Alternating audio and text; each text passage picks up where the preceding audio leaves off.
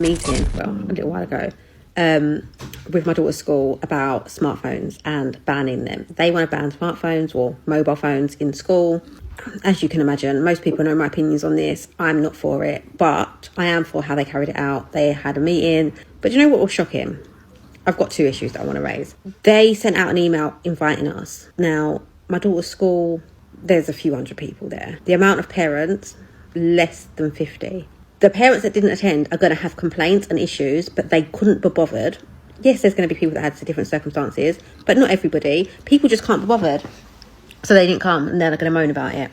I'll moan about it, but at least I went. Anyway, my main point is, what's your thoughts on it? What's everybody's thoughts on mobile phones in schools? Do you think that they should ban them? Today, I am officially announcing my support for a new proposal that will direct school districts across New Jersey to adopt policies that ban cell phones for our K through 12 classrooms.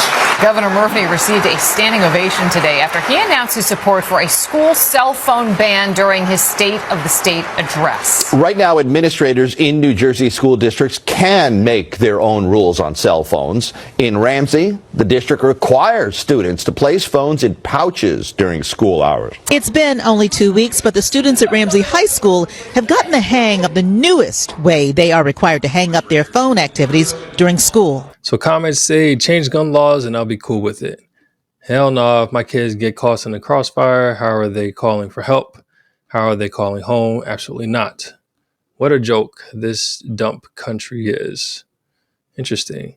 How are kids supposed to say goodbye or call when they help with school shooting? This is the crazy thing. All states should do this, okay? Never support this until government supports keeping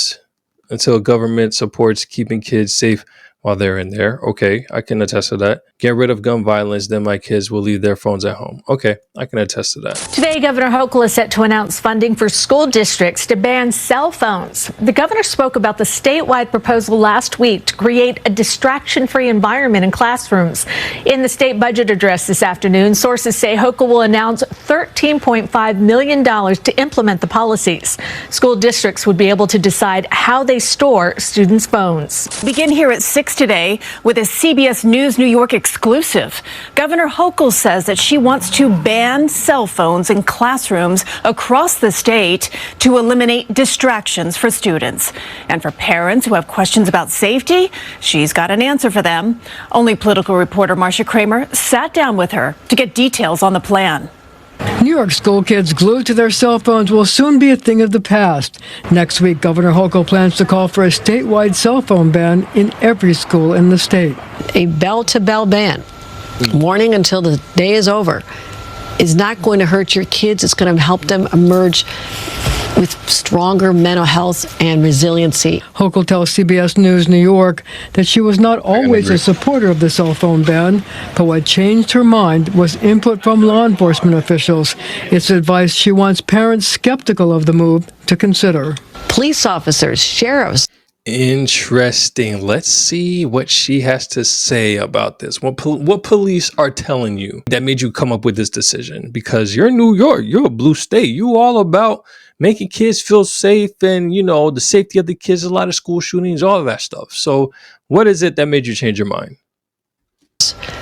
Law enforcement told me if there is a shooter in the building, the last thing you want your child to be doing is fumbling for their cell phone, texting their friends, maybe videoing it, contacting you. They need to be laser focused on the adult in the room to lead them to safety.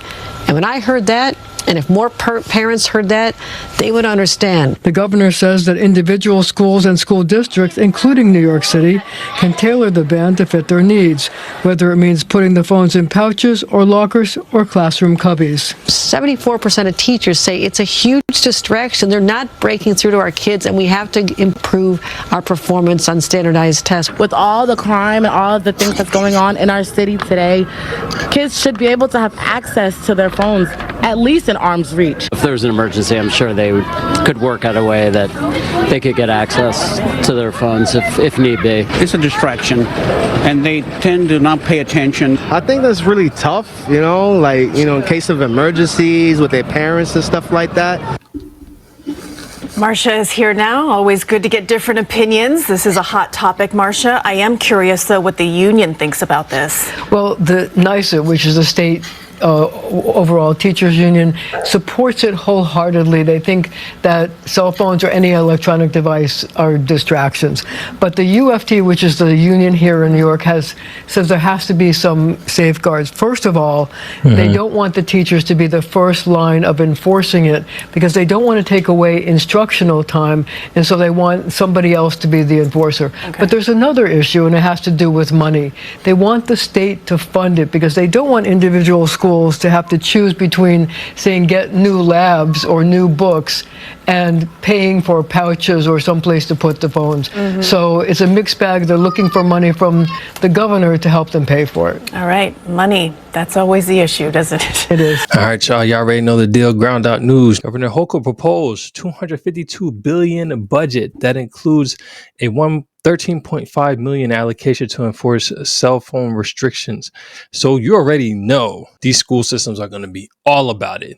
So it's pretty intuitive. I mean, everybody's just trying to, well, the governor is really just trying to bring back the idea of school being school.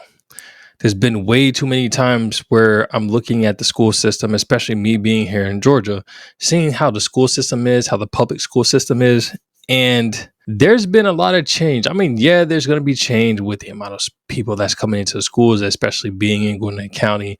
There's a vast amount of students to where Gwinnett County is, I think, one of the top 5 schools in the U.S. as far as school body count. So we all just looked at the video and see what the governor has said. There's very interesting ideas when it comes to this. And it's interesting because it seems like the news outlets that's been posting about this are left leaning, which I would have assumed that, I don't know if they're taking this as a good thing or a bad thing. But it can be either way. I can kind of see both sides, but I'm leaning more towards the sides of the cell phones not being in the school. I'll tell you 2 different mindsets that I have in this whole situation.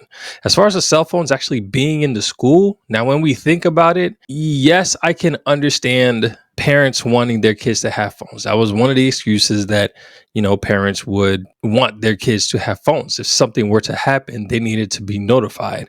If the kid had to be moved somewhere or whatever the case may be, they needed to be notified. My rebuttal to that, which is my same thought process when I'm doing this, because, I'm looking at both sides. We were able to do this before without phones as an accessibility. Why can't we now? What is different from years ago to now to where the need of phone is necessary? I didn't get a phone until high school. So it's kind of confusing to me as to what the issue is as like when it comes to being in school and being moved somewhere and stuff like that. I don't know, especially up north.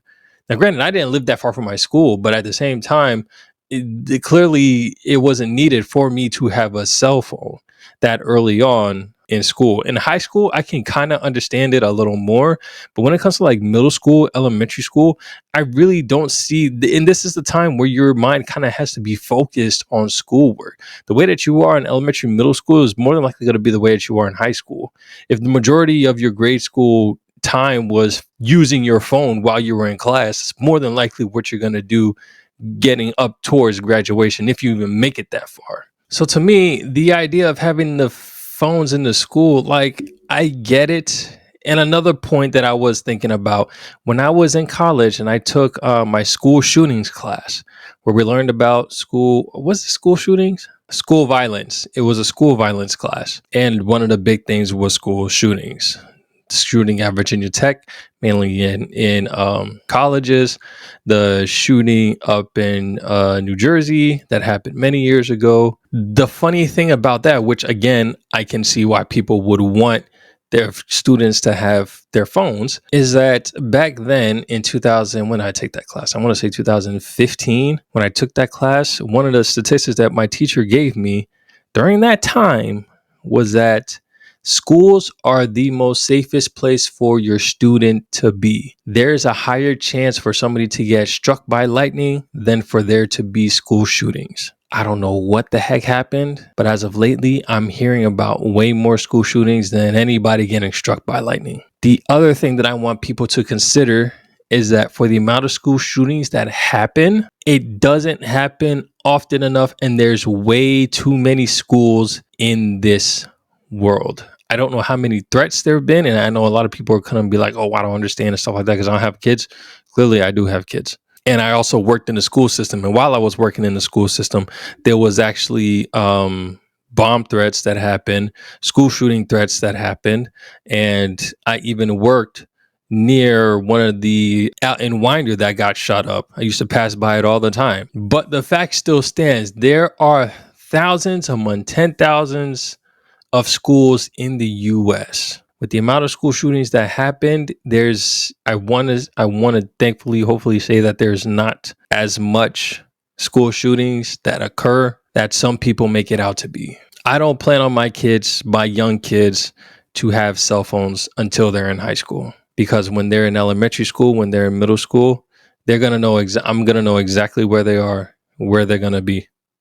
If there's anything that's going on in the school, I find out at the school, and people are going to say, oh, well, if there's a school shooting that happens and you're not going to know when that something happens to your kid, what you're going to think your last thing is going to be when your conversation. Look, the idea is not to focus on the negative. School shootings is just becoming so much of a norm to where it just seems like it's an everyday thing when many people don't really actually go through this experience.